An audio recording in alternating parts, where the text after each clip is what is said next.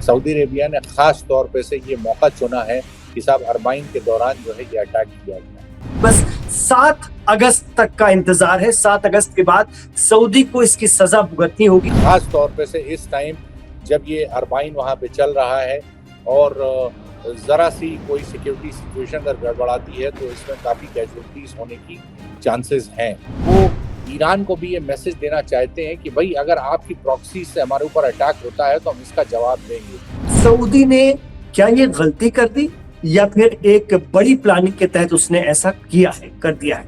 इनको खत्म करना या इनको सरेंडर करना देखिए इतना आसान नहीं है। उसकी कई वजह हैं।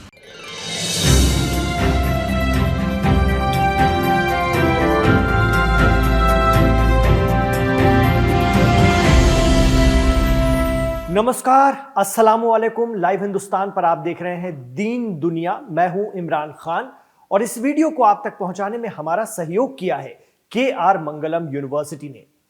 आप देख रहे हैं लाइव हिंदुस्तान, मैं हूं इमरान खान। मिडिल ईस्ट में यानी वेस्ट एशिया में चीजें बहुत तेजी से बदल रही हैं और जंग के जो महाज हैं, जो मोर्चे हैं, वो भी बदलते चले जा रहे हैं, बल्कि जंग फैलती चली जा रही है। जी हाँ, जिस तरह से सऊदी और अमेरिका ने मिलकर के पहले यमन में अंसारुल्लाह पर हमला किया और उसके बाद वहां एक नया महाज, एक नया मोर्चा खुल गया है सऊदी अमेरिका के खिलाफ यमन से।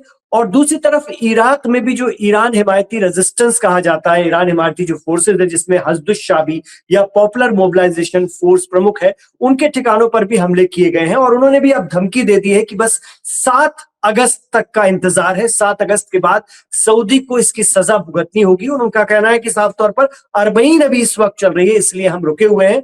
अरबईन के बाद हम बड़े हमले करेंगे। इराक की सरकार से उन्होंने कह दिया, या तो आप कार्रवाई कीजिए अमेरिका और सऊदी पर, या फिर हम अपने तरीके से 7 अगस्त के बाद कार्रवाई करेंगे। चीजें बहुत तेजी से बदल रही। मेरे साथ इस वक्त बहुत खास मेहमान हैं और उनसे बेहतर मिडिल ईस्ट के बारे में, अभी ताजा सूरत हाल के बारे में कोई और नहीं बता सकता है। वो है बॉबी नकवी साहब, जो कि गल्फ जो न्यूज है उसके पूर्व एडिटर रहे हैं। उनसे हम बात करेंगे। बॉबी नकवी साहब, स्वागत है आपका लाइव हिंदुस्तान पर। जी आपका नमस्कार और सलाम आपके दर्शकों को भी, और बहुत बहुत शुक्रिया मुझे बुलाने के लिए।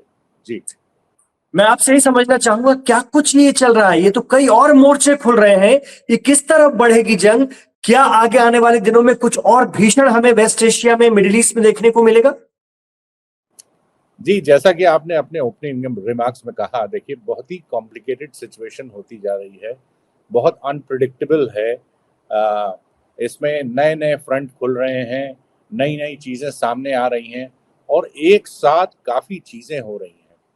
मसलन देखिए, आज एक जो बहुत बड़ा जो डेवलपमेंट हो रहा है, हालांकि वो डायरेक्टली ईरान और अमेरिका के जो युद्ध है उससे रिलेटेड नहीं है, लेकिन ओवरऑल एक रीजनल जो डायनामिक्स है उससे काफ़ी जुड़ा हुआ मुद्दा है। अमेरिका और इजराइल और हमास के बीच में जो समझौता हुआ है उसको लेके भी काफ़ी जो है डेवलपमेंट्स हुए हैं। कुछ रिपोर्ट्स ऐसी आ रही हैं कि हमास ने इस बात के लिए हामी भर दी है कि वो हथियार डाल देगा और वो एक तरह का एक सिविलियन गवर्नमेंट जो है उनको हैंड ओवर करेगा गाजा का कंट्रोल, प्रोवाइडेड कि इजराइल वहां से विड्रॉ कर जाए। तो ये सारे डेवलपमेंट्स हो रहे हैं और जो डेवलपमेंट जो साथ में उसके हमें देखने को मिला है, हालांकि पिछले 24 घंटे से करीब करीब, मैं पूरी तरह से नहीं कहूँगा, करीब करीब एक तरह से जो है वैसे एस्केलेशन नहीं देखने को मिले हैं। न ईरान के ऊपर कोई हमला हुआ है, हालांकि ईरान ने रात को एक कुवैत के एक एयरबेस पे हमला किया है, जिससे अभी तक कुवैत का कोई कंफर्मेशन नहीं आया है, लेकिन ईरान का कहना है कि उन्होंने हमला किया है वहाँ के अमेरिका के यूएस के एयरबेस पे। अब देखिए, ये सब कॉम्प्लिकेशंस तो हो रही हैं। इसमें जो सबसे बड़ी जो कॉम्प्लिकेशन पैदा हुई है वो दो चीज़ों से, जो पिछले एक हफ्ते में हुआ है। जैसा एक पहला आपने बताया कि जो इराक की एक मिलिशियाज हैं, उनका जो कोलिशन का हेडक्वार्टर है उसके ऊपर हमला हुआ था, 20 के आसपास लोग जो है वहाँ मारे गए थे।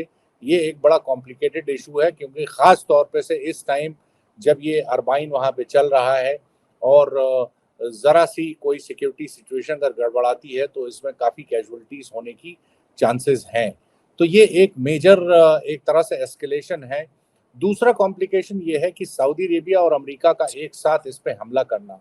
अब सवाल ये उठता है कि देखिए सऊदी अरेबिया क्यों इसमें जंग में शामिल हुआ, जो कि अभी तक जब उनकी टेरिटरी पे डायरेक्ट ईरान से अटैक हुआ था तो उन्होंने कोई जवाबी कार्यवाही नहीं की या जी। जंग में शामिल नहीं हुए, तो वो अब क्यों हो रहे हैं? देखिए ये जैसे जैसे जंग आगे बढ़ती जा रही है वैसे वैसे कॉम्प्लिकेशंस पैदा हो रही हैं। इसमें जो एक नया प्लेयर जो है हूतीज हैं वो भी इन्वॉल्व हो गए हैं और उन्होंने कहा कि जो बाबल मंडप वाला जो रूट है, जो शिपिंग रूट है, एक मेजर रूट है, चूंकि स्ट्रेट ऑफ हॉर्मुज बंद है, वहां से कोई ट्रैफिक नहीं है, तो दूसरा जो रास्ता है जी। तेल को निर्यात करने के लिए, एक्सपोर्ट करने के लिए सऊदी अरेबिया के लिए खास तौर पे से वो बाबल मंडप है, उस पे हूतीज ने रोक लगा दी है। तो ये जी। सऊदी अरेबिया के लिए एक थोड़ा सा काफी एक परेशानी पैदा करती है ये सारी चीजें। दूसरी तरफ जो हूतीज का थ्रेट तो एक तरफ है, दूसरा इराक से जो मिलिशियाज का अटैक है वो भी सऊदी इंफ्रास्ट्रक्चर पे और उनके ऑयल इंफ्रास्ट्रक्चर पे वो एक परेशानी का वो है। तो मेरे ख्याल से ये सऊदी अरेबिया का एक जो फैसला है कि वो इस जंग में डायरेक्ट अब पार्टिसिपेट करेंगे इस तरह से, इस तरीके से अमेरिका के साथ मिलके, उसका मकसद ये है कि वो ईरान को भी ये मैसेज देना चाहते हैं कि भाई अगर आपकी प्रॉक्सी से हमारे ऊपर अटैक होता है तो हम इसका जवाब देंगे, जैसा कि उन्होंने जी जी बताइए। बिल्कुल। यहाँ से मेरा एक सवाल पैदा हो रहा है, बहुत आपने दो बड़े डेवलपमेंट बताए। पहला तो ये कि हमास और अमेरिका के दरमियान कुछ समझौते की खबरें हैं, ये बहुत बड़ी खबर है जिसके तहत हमास हथियार डाल देगा और इसराइल को भी उस खित्ते से निकलना पड़ेगा, और इस तरह की बात आ रही है। लेकिन क्या ईरान इसे स्वीकार करेगा? क्योंकि ईरान के लिए तो ये सबसे बड़ी ऐतराजकुन बात हो जाएगी, क्योंकि ईरान की तो फॉरेन पॉलिसी का जो हिस्सा ही है, लक्ष्य ही है कि फिलिस्तीन, आजाद फिलिस्तीन चाहिए उसे। एक बात। दूसरी बात, दूसरा सवाल जो आपने कहा कि सऊदी के लिए दिक्कतें पैदा की जा रही हैं ईरानी रेजिस्टेंस के जरिए, मेरा आपसे सवाल है, अंसारुल्लाह या हूतियों के ईरान से लौट रहे प्लेन जो कि ईरान की ही एयरलाइंस का था, उस पर अटैक करके सऊदी ने इस जंग की शुरुआत खुद नहीं की है क्या, या उसके पीछे उससे करवाई गई है क्या? और अगर करवाई गई है या उसने ऐसा किया है तो क्यों किया है? आप कह रहे हैं कि वो आ रहा है इस जंग में, तो उसकी वजह आपको क्या समझ में आती है? देखिए वो जिस जहाज के ऊपर हमले की आप बात कर रहे हैं वो जहाज ईरान से लौट रहा था और उसमें हूतीस का एक डेलीगेशन था। जी। देखिए हूतीस और सऊदी अरेबिया के बीच में जो क्लैशेस होती रहती है वो नई बात नहीं है। एक पूरा एक बॉर्डर है जो यमन और सऊदी अरेबिया का, वो पूरा एक्टिव रहता है इनकी क्लैशेस की वजह से, और ये आज से नहीं है, इसको काफी साल हो चुके हैं। वो इशू बीच बीच में ठंडा जरूर पड़ जाता है लेकिन कभी पूरी तरह से रिजॉल्व नहीं हुआ। उसकी एक वजह यह है कि यमन के एक बहुत बड़े हिस्से पे हूतीस का कंट्रोल है और दूसरे हिस्से पे एक यमनी सरकार का कंट्रोल है जो कि which is backed by Saudi Arabia. तो ये वहां पे जो जो जो क्लैशेस हैं वो उसको मैं हूतीज और सऊदी अरेबिया की जो हिस्ट्री रही है मैं उससे जोड़ के देखता हूँ, और उनका जो रिटेलिएशन है। लेकिन सर, मैं यहाँ पर बस ये एक चीज जोड़ना चाहूंगा कि ये क्लैशेस तो बहुत पुराने हैं। ऐसे समय में जब ईरान और अमेरिका के दरमियान तनाव बढ़ा हुआ था, दोनों एक दूसरे पर अटैक कर रहे थे, सऊदी ने क्या ये गलती कर दी या फिर एक बड़ी प्लानिंग के तहत उसने ऐसा किया है, कर दिया है? देखिए सऊदी अरेबिया के जो स्टेटमेंट्स आए हैं, उनके जो डिप्लोमेटिक स्टेटमेंट्स आए हैं या मिनिस्ट्री ऑफ डिफेंस के या मिनिस्ट्री ऑफ फॉरेन अफेयर्स से, उससे ऐसा लगता है कि सऊदी अरेबिया खासा परेशान है कि उसको मल्टीपल फ्रंट्स पे डील करना पड़ रहा है। एक तरफ ईरान है, दूसरी तरफ हूतीज है और ये तीसरी तरफ जो इराक से अटैक उनके ऊपर हुए हैं। देखिए ये दो तो बहुत बड़ी बॉर्डर्स हैं, एक यमन की बॉर्डर, दूसरी सऊदी अरेबिया और इराक की जो बॉर्डर है वो काफी काफी बड़ी है। तो दो फ्रंट पे एक तरह से तीन एक्टिव फ्रंट्स हैं। तो वो कम से कम इस चीज को वो कोशिश करने की कोशिश कर रहा है, ये कोशिश कर रहा है कि कम से कम जो दो फ्रंट्स हैं उनको किसी तरह से कंट्रोल किया जाए या न्यूट्रलाइज किया जाए। अब इसमें सऊदी अरेबिया को अमेरिका के साथ मिल के कितनी कामयाबी मिलती है ये तो हमें देखना है, लेकिन ये मेरे ख्याल से इसके पीछे मंशा यही है कि कम से कम दो फ्रंट्स को जो है न्यूट्रलाइज किया जाए और फिर ईरान से इंगेज किया जाए। हालांकि ईरान से जो अभी तक उनकी जो इंगेजमेंट रही है वो पैसिव रही है। ये ईरान ईरान के जो हमले हुए हैं अमेरिका के बेसिस पे जो सऊदी अरेबिया में लोकेटेड है, उसके जवाब में सऊदी अरेबिया ने कोई डायरेक्ट कार्रवाई नहीं की है अभी तक। तो मैं इसको थोड़ा सा अलग इसलिए मानता हूं कि सऊदी अरेबिया इस कोशिश में है कि जो यमन का जो फ्रंट है और जो इराक से जो हमले हो रहे हैं उनको न्यूट्रलाइज किया जाए और ईरान को डील करने के लिए फिर जो उनकी स्ट्रैटेजी होगी वो उस तरीके से उससे आगे बढ़ेंगे। तो यही मेरे ख्याल से एक वजह है कि उन्होंने अमेरिका के साथ मिलके एक जॉइंट स्ट्राइक इराक पे किया। और उससे पहले जो अनकन्फर्म्ड रिपोर्ट्स आई हैं कि एक हूतीस के प्लेन के ऊपर एक अटैक किया गया है। जी बिल्कुल। लेकिन क्या हमास और अमेरिका के बीच जिस समझौते का आप जिक्र कर रहे हैं, अगर ये डील कुछ हुई है, वैसे तो खित्ते के लिए पॉजिटिव ही होगी ताकि खून खराबा रुकेगा और इजराइल के पर भी लगाम लगेगी, लेकिन क्या ईरान और उसके रेजिस्टेंस इसे इतनी आसानी से पचा पाएंगे?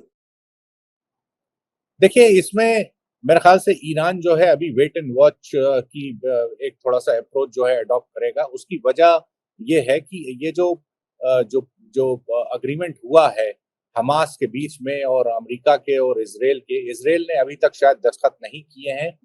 क्यों उस समझौते के तहत जो जो मीडिएटर्स हैं जिसमें अमेरिका है, टर्की है, कतर है, ये कंट्री शामिल थी।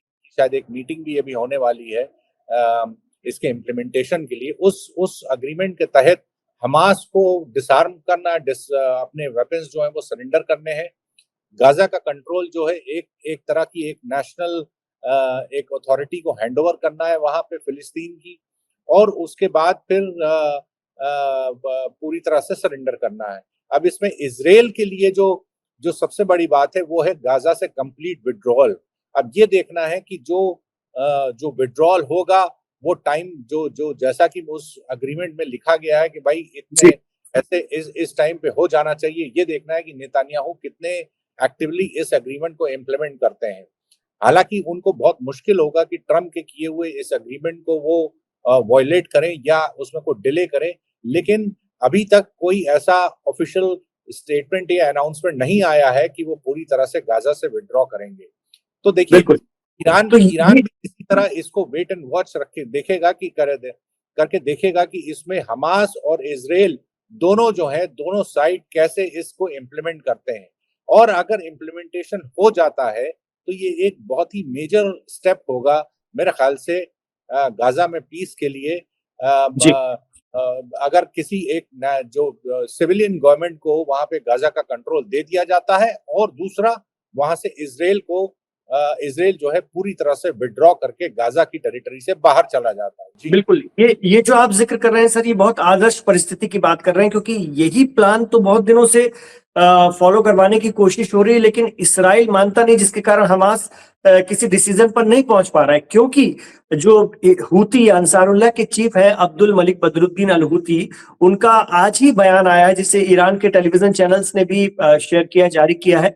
वो कह रहे हैं कि भाई जो भी हो रहा है ये ग्रेटर इसराइल के प्लान का हिस्सा है और सब लोग उसमें इन्वॉल्व हैं। उन्होंने सऊदी अमेरिका का भी जिक्र किया और बाकी लोगों का भी जिक्र किया है।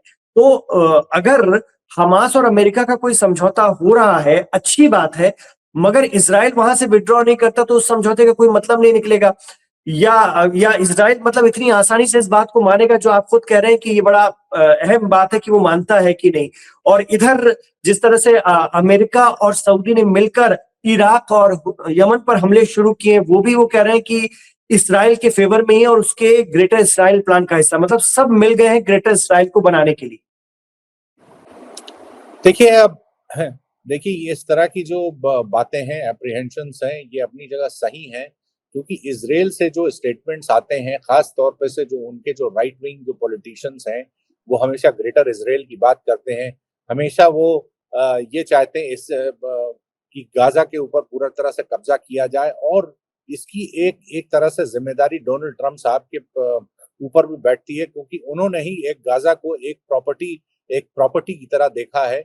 और ये भूल जाते हैं कि वो गाजा जो है वो पैलेस्टाइन, इंडिपेंडेंट पैलेस्टाइन का एक अहम हिस्सा है, और अगर गाजा को एक बीच फ्रंट प्रॉपर्टी वो बनाने की कोशिश करेंगे तो ये रीजन में जो है हमेशा कभी भी जो है पीस नहीं आ सकती।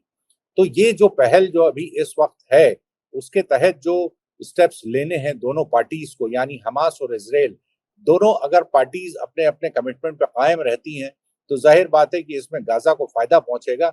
हालांकि उसमें कुछ एडमिनिस्ट्रेटिव चैलेंजेस हैं, क्योंकि हमास के जो जो सरकार जो चलाती है वो खाली वो मिलिट्री विंग नहीं है, उनकी जो सिविलियन विंग भी है, जो जी अपना जो दूसरा काम करती है। तो उसमें जो सारे जो एम्प्लॉइज हैं उनका क्या होगा, उनको तनख्वाहें दी जाती हैं, उनको उनका क्या होगा, उनको निकाल दिया जाएगा। ये सारी चीजें वहां पे चैलेंजेस अभी भी हैं, जिसको हमास को सॉर्ट आउट करना है। और जो जी ये नई अथॉरिटी बनेगी जिसको गाजा का कंट्रोल हैंडओवर किया जाएगा, उसको देखना है। तो देखिए, मैं इसमें कोई कंक्लूजन अभी, I will not draw any conclusion कि भाई ये ग्रेटर इजराइल के लिए ही एक स्टेप है या कोई और वजह है। हम लोग इसको मेरे ख्याल से थोड़ा सा वेट एंड वॉच करना चाहिए कि आगे इसमें डेवलपमेंट क्या जी होता है। जी बिल्कुल।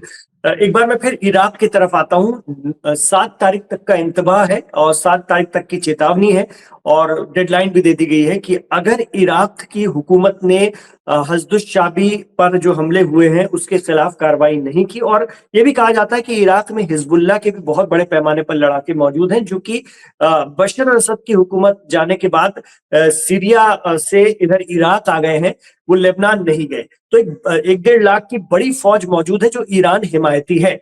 उनका कहना है कि फिर हम अपने तरीके से हमले करेंगे, निपटेंगे, क्योंकि इराक के पीएम जो नई सरकार है वो ये चाह रही है कि हस्दुश शाबी जो बाकायदा वहां की, एक तरह से वहां की हुकूमत ने 2016 में बाकायदा इसको अपने आप में मर्ज किया था और कहा था कि ये वहां की कानून व्यवस्था और फोर्स का एक हिस्सा है, लेकिन अब वो ये चाह रहे हैं कि ये अपने हथियार डाल दें और पूरी तरह से इराक की फौज में शामिल हो जाएं, जिसके लिए वो मना कर रहे हैं, और उसकी भी डेडलाइन 30 सितंबर तक है।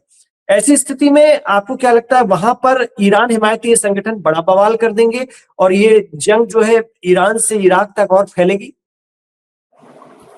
देखिए, वहां पे जो इराक में जो मिलिशियाज हैं, जो प्रो ईरान मिलिशियाज हैं, वो आज से नहीं है। वो जब से सद्दाम हुसैन की सरकार गई है, उसके बाद से जो मिलिशियाज इमर्ज हुई हैं, उसमें काफी सुन्नी मिलिशियाज भी इमर्ज हुई थी, जिनको खत्म कर दिया गया। अब ये सुन्नी शिया मिलिशियाज हैं जो एक्टिव हैं, प्रो ईरान हैं, इनको खत्म करना या इनको सरेंडर करना देखिए इतना आसान नहीं है। उसकी कई वजह है। एक तो जो जी उसका जो इराक का जो सोशल फैब्रिक है, देखिए मेजॉरिटी शिया कंट्री है, और ईरान के लिए काफी उसमें वहां पे सपोर्ट है। यही एक जी वजह है कि आप ये देखिए कि उनका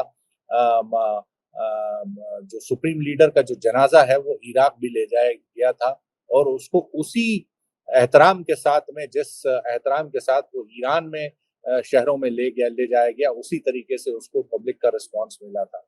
तो वहां का जो सोशल फैब्रिक है वो प्रो ईरान है।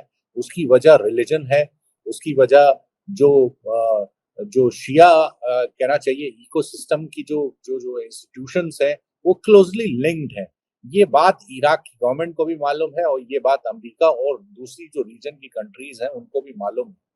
तो इस तरह का जो सरेंडर वो एक्सपेक्ट कर रहे हैं 7 तारीख की डेडलाइन देके, मुझे लगता नहीं कि उसमें कुछ होगा।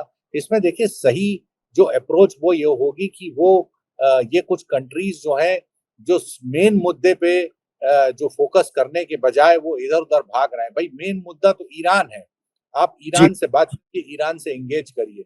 जो पेंडिंग इश्यूज हैं, जो एमओयू के तहत जो इश्यूज डिसाइड हुए थे, उनको इम्प्लीमेंट करने की कोशिश करिए। आप जी अगर आप दुम से शुरू करेंगे तो फिर वो जो जो सर और बॉडी है वो उसको उस पर कुछ नहीं हो, उसका कोई कुछ नहीं बिगाड़ सकता। देखिए, जो जो ये मिलिशियाज जो एक्टिवली वहां पे हैं, इनको इनको खत्म करना बहुत मुश्किल है। उसकी वजह ये है कि they are well entrenched into the Iraqi system. ये इराक के प्राइम मिनिस्टर खुद भी जो है कई बार एडमिट कर चुके हैं। इराक इससे पहले भी कोशिशें हुई हैं, जी जो वहां से मिलिशियाज को खत्म नहीं किया जा सकता। ये हमेशा एक्टिव रहेंगी। इनको एसिमिलेट करना इनको एसिमिलेट करना इराकी, चाहे इराकी पुलिस में करें, चाहे इराकी मिलिट्री में करें, वो एक लॉन्ग ड्रॉन रोड मैप हो सकता है। उसके लिए अमेरिका को देखिए काफी स्टेप्स लेने पड़ेंगे। ये मिलिशियाज क्या सोचती हैं, वो ये सोचती हैं कि अभी भी जो है इराक का जो फाइनेंशियल सिस्टम है, जो एनर्जी का जो पूरा सिस्टम है, वो अमेरिका के कंट्रोल में है। जो इराक तेल बेचता है वो पहले न्यूयॉर्क के एक बैंक में जमा होता है, फिर वहां से वो पैसा जो है वो इराक जो है कैश हर महीने ट्रांसफर होता है, फिर वो सेंट्रल बैंक उसको डिस्ट्रीब्यूट करता है। ये सब चीजें को लेके जो वहां पे जो गुस्सा है, वो गुस्सा खत्म नहीं होगा जब तक अमेरिका का इन्वॉल्वमेंट खत्म नहीं होगा। ग्रीन जोन में, बगदाद के ग्रीन जोन में अभी भी बड़ी तादाद में अमेरिका की प्रेजेंस है।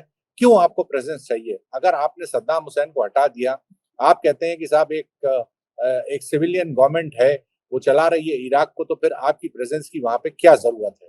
क्यों आपको वहां पे अपना बेस बनाना है? तो ये सारे इश्यूज को लेके देखिए, उसके मद्देनजर हम लोगों को देखना पड़ेगा कि ये जो कोशिशें हैं, जो 7 तारीख की ये डेडलाइन है, या 7 तारीख वाली डेडलाइन बॉबी नकवी साहब अरबईन तक की है कि उनका कहना अरबईन चल रहा है, इसलिए हम अभी सऊदी पे खास तौर से सऊदी और अमेरिका को सबक नहीं सिखा रहे हैं। 5 तारीख तक अरबईन चलेगा, 5 को अरबईन है, 7 से हम लोग हमले करने शुरू कर देंगे सऊदी और अमेरिका ने जो जुर्रत अंजाम दी है उसके खिलाफ। और जो इनके हथियार डलवाने की डेडलाइन है वो है 30 सितंबर। तो अभी तो 7 तारीख वाली बात है जिसमें हजदुश शाबी पॉपुलर मोबिलाइजेशन फोर्स ये अटैक करेंगे और आधा दर्जन से ज्यादा इसके अंदर में संगठन है जो ईरान हिमायती भी हैं। तो इन पर हमला हुआ है तो इन्होंने कहा है कि हम तो बदला लेंगे। जी हाँ, देखिए भाई, जैसा मैंने कहा कि इसमें जो मेन मेन जो इशू है वो ईरान और अमेरिका की इंगेजमेंट है। उसका उसका एक पुख्ता रोड मैप तैयार होना चाहिए कि कैसे वो एमओयू जो अभी डिरेल हुआ है उसको वापस पटरी पे लाया जाए। कैसे जो है, जो इश्यूज हैं, खास तौर पे से जो स्ट्रेट ऑफ हॉर्मुज का जो इशू है उसको रिजॉल्व किया जाए। ये इधर उधर से मामलों की जो डील करने की जो कोशिश होती है, कई तरह के मीडिएटर्स उसमें इन्वॉल्व होते हैं। ये कोशिशें जो है हो सकता है शॉर्ट टर्म में कुछ बेनिफिट्स आपको उनको जरूर दिखाई दें, लेकिन ये लॉन्ग टर्म पीस के लिए इसमें कतई कोई मदद, कोई हेल्पफुल नहीं होगा। मेरा यही मानना है कि इसमें अमेरिका को खास तौर पे से, और जो मेन जो रीजनल कंट्रीज हैं जैसे सऊदी अरेबिया है, इनको ईरान से एंगेज करना पड़ेगा। उसके अलावा कोई रास्ता है नहीं। इराक की मिलिशियाज को ये पूरी तरह खत्म नहीं कर सकते, जैसा मैंने अभी आपको समझाया उसकी वजह है। तो ये कोई मुद्दा नहीं है। ये मिलिशियाज इसलिए अटैक कर रही हैं क्योंकि ईरान के ऊपर अटैक हो रहा है। हूतीज इसलिए अटैक कर रहा है, इसलिए बाबल मंडप को बंद किया है क्योंकि ईरान के ऊपर अटैक हो रहा है।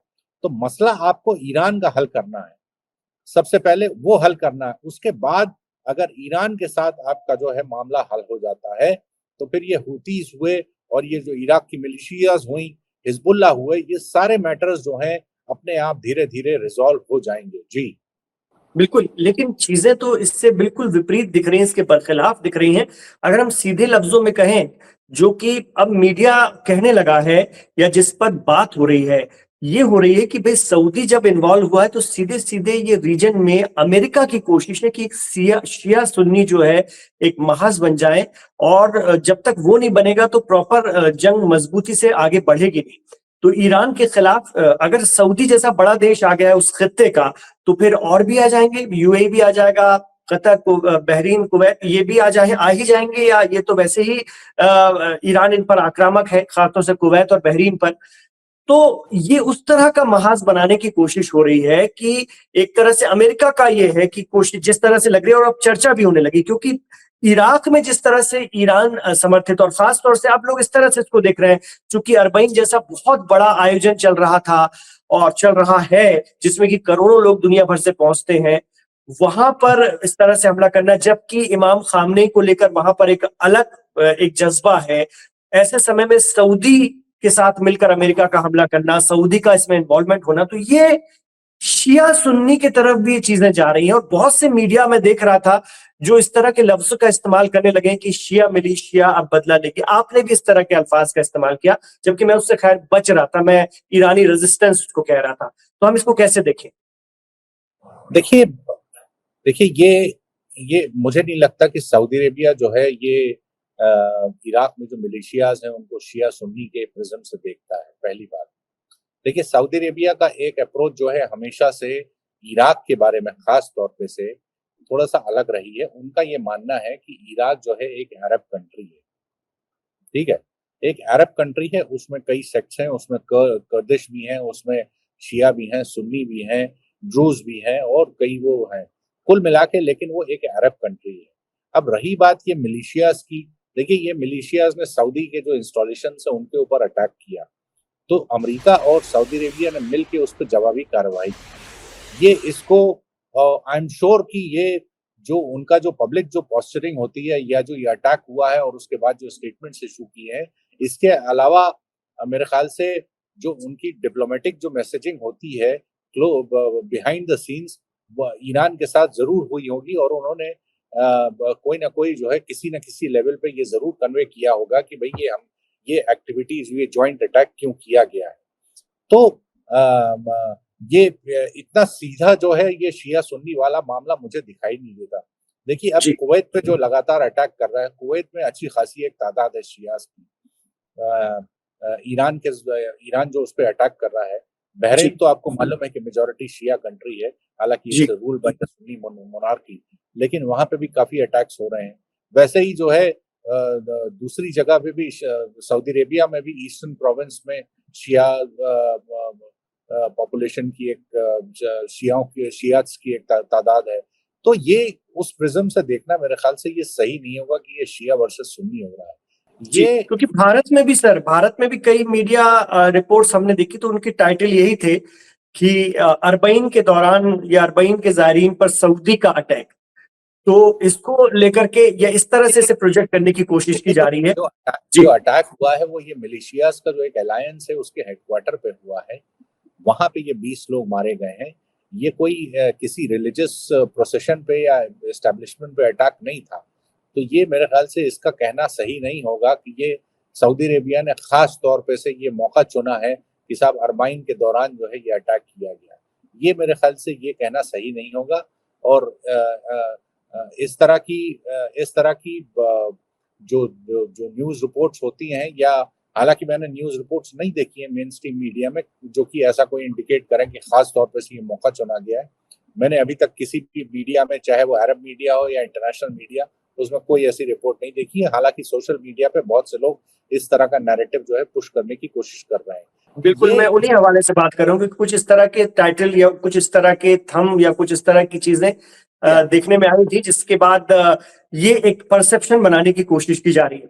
क्या लगता है ईरान, अगर इस तरह की कोशिश हो भी रही है तो क्या ईरान इसे स्वीकार करेगा? ईरान खुद नहीं चाहेगा कि खित्ते में इस तरह का कोई महाज बने या इस तरह का एक नया मोर्चा खुले जो शिया सुन्नी की तरफ ले जाए?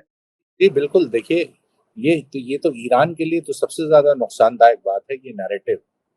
जो लोग इस तरह का नैरेटिव पुश करते हैं वो ये भूल जाते हैं कि जो पहले जो शहीद हुए सुप्रीम लीडर थे, उन्होंने खास तौर पे से अपने प्लेटफॉर्म पे से, अपने ऑफिस से कई बार शिया सुन्नी यूनिटी की बात कही है और एक इस्लाम की बात कही है।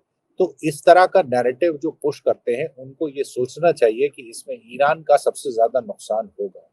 ईरान तो हमेशा जो है वो एक यूनिटी की बात करता है और उसमें वो जो लाइंस हैं पर्शियन वर्सेस अरब, उनको भी कई बार उसने एड्रेस करने की कोशिश करी है कि ये एथनिसिटी से भी उतना ज्यादा जो है वो जो इस रीजन की जो पूरी जो मुस्लिम पॉपुलेशन है उसको डिवाइड नहीं किया जाना चाहिए।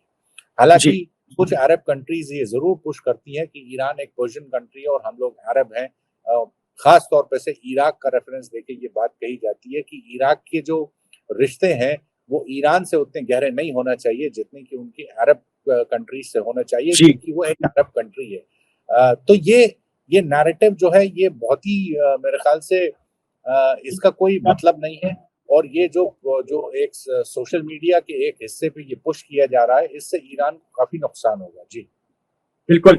आपसे ये मेरा आखिरी सवाल रहेगा कि क्या लग रहा है एक बार अमेरिका और ईरान फिर बातचीत की टेबल पर बैठेंगे, क्योंकि हमने देखा कि जो साइन हुआ था एमओयू, उसकी तो धज्जियां उड़ गई। किसके तरफ से उड़ी, किसकी ज्यादा इसमें जिम्मेदारी थी, ये तो बाद में तय होगा, लेकिन दोनों तरफ से बेतहाशा हमले हो रहे हैं। और ईरान की तो फोर्सेस ग्राउंड पर भी मजबूती से हैं, उन्होंने अपने केशम और खर्ग वगैरह में तो फोर्सेस डाल ली। कल बाकायदा ईरानी मीडिया ने इसके कुछ वीडियोस भी जारी किए थे कि अगर अमेरिका जमीन पर उतरने की जरूरत करता है ईरान के अंदर में, तो वहीं अमेरिकी फौजियों की कब्रें बना दी जाएंगी। तो कुछ इस तरह की तैयारियां अब शुरू हो गई हैं, और अमेरिका भी कम नहीं है, वो भी ग्राउंड इन्वेजन की पूरी फिराक में है, और उसके लिए वो बाकायदा तौर पर तैयारियां कर रहे हैं। तो चीजें किस तरफ जा रही हैं? देखिए, मुझे नहीं लगता कि अमेरिका जो है वो ग्राउंड इन्वेजन की हिमाकत करेगा, क्योंकि उनको पूरी तरह से एहसास है कि ग्राउंड पे जो है इक्वेशन पूरी तरह से चेंज हो जाती है। अमेरिका की जो एयर सुपीरियरिटी है या उनका जो मिसाइल्स का जो सुपीरियरिटी है, उसको वो ग्राउंड पे मैच नहीं कर सकते। उसको मैच करने के लिए कम से कम जो है 5 लाख सोल्जर्स उनको उतारने पड़ेंगे ग्राउंड पे, तब वो डिसाइसिवली जो है ईरानियन टेरिटरीज को या ईरानियन आइलैंड्स को या उनके स्ट्रेटेजिक जो इंफ्रास्ट्रक्चर है उसके ऊपर कब्जा करके और उसको कंट्रोल कर सकते हैं। ये बहुत मुश्किल काम है और नवंबर, देखिए नवंबर में चुनाव होने हैं अमेरिका में, बहुत क्रूशल इलेक्शंस हैं। डोनाल्ड ट्रंप की तो ये पूरी कोशिश है कि नवंबर से पहले पहले ये मामला सारा जो है ठंडा पड़ जाए, उसको खत्म हो जाए, ये यहाँ पे रीजन में एक तरह का किसी तरह की पीस आ जाए। तो मुझे नहीं लगता कि ये ग्राउंड इन्वेजन की जो बात है ये इसमें कुछ दम है, मुझे कुछ दिखाई नहीं देता। हाँ, लेकिन जो कुछ हो रहा है, हमले तो देखिए हो रहे हैं, अब भले ही आज कल रुके हो, लेकिन हमले हो रहे हैं। पीएम नेतन्याहू वॉशिंगटन पहुंचे, उनके दरमियान 90 मिनट की बात भी हुई ट्रंप और नेतन्याहू के दरमियान। और ये भी है कि ईरान को किसी भी सूरत में न्यूक्लियर पावर नहीं बनने देंगे, वही जिद है। और सारी बातें उसी तरह से हो रही हैं। तो फिर, और इजराइल तो चाहता ही है कि ये जंग खत्म ना हो, अमेरिका इन्वॉल्व रहे। फिर कैसे होगा? आप जो बातें कह रहे हैं, वहां इलेक्शन है, प्रेसिडेंट ट्रंप ऐसा लग रहा है इलेक्शन की, मिड टर्म इलेक्शन की तो परवाह ही नहीं कर रहे हैं। देखिए, इसमें नई परवाह जरूर कर रहे हैं, क्योंकि उनको मालूम है कि अगर मिड टर्म इलेक्शन में रिजल्ट्स उनकी पार्टी के खिलाफ जाते हैं तो उसमें उनकी पार्लियामेंट में उनकी मेजोरिटी चली जाएगी और फिर उनको इम्पीच किया जा सकता है। तो उनको, यानी पूरा टर्म होने से पहले उनको व्हाइट हाउस से निकाला जा सकता है, ये उनको बखूबी अंदाजा है इस बात। अब रही बात कि आगे क्या हो सकता है, देखिए आगे बावजूद इसके कि ये जब से ये एमओयू साइन हुआ था उसके बाद कई सारे वायलेशंस हुए हैं, कई सारे हमले हुए हैं, दोनों साइड से हुए हैं, रिटेलिएशंस हुए हैं, एस्केलेशंस हुए हैं। बावजूद उसके मुझे ऐसा ही लगता है कि इसमें सिर्फ और सिर्फ एक ही रास्ता है, वो है डिप्लोमेसी का। इसमें अल्टीमेटली दोनों साइड को टेबल पे वापस आना पड़ेगा। और सबसे पहले जो मेरा ये मानना है कि जो बड़ा मुद्दा है, अगर उसको ये हल कर ले जाएंगे, वो है स्ट्रेट ऑफ हॉर्मुज का। उसको अगर हल कर ले जाएंगे तो बाकी जो मुद्दे हैं उनके लिए एक रोड मैप तैयार हो सकता है। और ये स्ट्रेट ऑफ हॉर्मुज भी, इसको हल करने का सिर्फ और सिर्फ एक तरीका है, वो है इसका रीजनल सोल्यूशन। इसको एक रीजनल सोल्यूशन उनको ढूंढना पड़ेगा, एक कंसेंसस जो है रीजनल कंट्रीज जो डायरेक्ट स्टेक होल्डर्स हैं, जिसमें यूएई आ जाता है, सऊदी अरेबिया है, कतर है, कुवैत है, बहरीन है, ओमान है। तो ये सारी कंट्रीज जो है मिलके एक रीजनल सोल्यूशन जब इसकी अगर कोशिश करेंगे, तभी ये मामला जो है ये हल होगा, वरना ये ऐसे ही चलता रहेगा और रशिया और यूक्रेन की तरह वो एक जंग चलती रहेगी दुनिया के एक कोने में। और वो उसका खत्म होने का कोई आसार नजर नहीं आता है। हालांकि एक बात मैं साफ करना चाहूंगा कि अनलाइक रशिया और यूक्रेन, जो कि दुनिया के एक हिस्से में है जहां पे जंग हो रही है, अब तो उसकी लाइव इमेजेस भी आना बंद हो गई हैं, कभी कभी रिपोर्ट्स आती है। अनलाइक रशिया और यूक्रेन कॉन्फ्लिक्ट, ये जो कॉन्फ्लिक्ट है बहुत एक्टिव कॉन्फ्लिक्ट है और इससे दुनिया की एक बहुत बड़ी तादाद के ऊपर डायरेक्ट इम्पैक्ट पड़ता है। बहुत सारी कंट्रीज की एनर्जी सिक्योरिटी के ऊपर असर पड़ता है, बहुत सारी कंट्रीज की इकोनॉमी के ऊपर डायरेक्ट और इनडायरेक्ट असर ये जंग डालेगी। तो यही एक वजह है और यही एक सबसे बड़ा एक रीजन है कि इसमें जो डायरेक्ट जो स्टेक होल्डर्स हैं, खास तौर पर से जो रीजनल कंट्रीज हैं इंक्लूडिंग ईरान, उनको एक रीजनल सोल्यूशन के लिए ऑनेस्ट कोशिशें सिंसियर जो एफर्ट्स हैं वो करने चाहिए। जी बहुत शुक्रिया बॉबी नकवी साहब।